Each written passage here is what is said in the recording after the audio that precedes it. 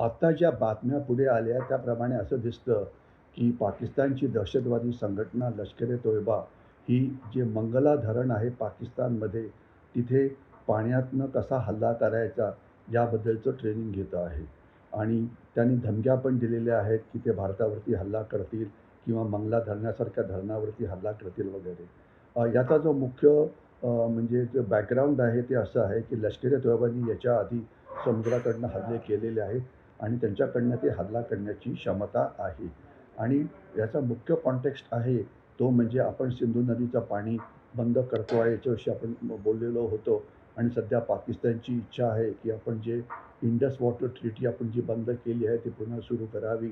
तर त्याकरता पाकिस्तान आणि त्यांची गुप्तहेर संघटना ISI प्रपोगंडा करत आहेत, की आम्ही भारतावरती हल्ला करू आणि भारताने जी धरणं बांधलेली आहेत सिंधू नदीवरती किंवा इतर नद्यांवरती ती येऊन बरबाद करू, ज्यामुळे भारताने अडवलेलं जे पाणी आहे ते पाकिस्तानमध्ये पुन्हा जाईल.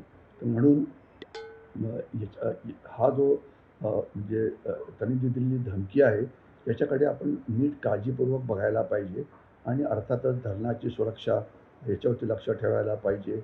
याच्याशिवाय जर पाकिस्ताननी जर समुद्राबाजूच्या बाजूने हल्ला केला, तर समुद्र किनारपट्टीवरती असलेली आपली सुरक्षा दलं, नौदल आहे, तटरक्षक दल आहे, सागरी पोलीस आहे, यांनी सावध राहायला पाहिजे. इंटेलिजन्स डिपार्टमेंटनी चांगल्या प्रकारची माहिती काढायला पाहिजे, ज्यामुळे दहशतवादी हल्ला व्हायच्या आधीच आपण त्यांना पकडू शकतो वगैरे.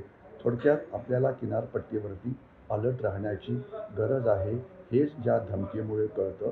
परंतु लक्षात ठेवा, की नेमकी गुप्तहेर माहिती काढणं हे जास्त महत्त्वाचं आहे. कारण काही-काही वेळा पाकिस्तानचा हा पण हेतू असेल, की धमकी द्यायची आणि आपल्या सुरक्षा दलांना थकवून ठेवायचं. तर म्हणून इंटेलिजन्सवरती आपलं लक्ष हे जास्त असायला पाहिजे. परंतु अशा प्रकारचा धोका आहे, याविषयी कोणाच्या मनात काही शंका नको. आपण काळजी नक्कीच घ्यायला पाहिजे आणि पाकिस्तानला एक मेसेज पण द्यायला पाहिजे, की जर तुम्ही अशा प्रकारचा हल्ला केला, तर तुम्हाला याची किंमत खूप मोठ्या प्रमाणात चुकवावी लागेल आणि ऑपरेशन सिंधूर 2 हा सुरू होऊ शकतो. ऑपरेशन सिंधूर संपलेलं नाही आहे आणि तो चालूच आहे आणि जर पाकिस्तानने कुठलीही आगळीक केली, तर आपण त्यांना एक अतिशय मोठ्या प्रमाणामध्ये प्रत्युत्तर हे देऊ शकतो. त्याकरता आपण तयारी आपली चालूच ठेवायला पाहिजे.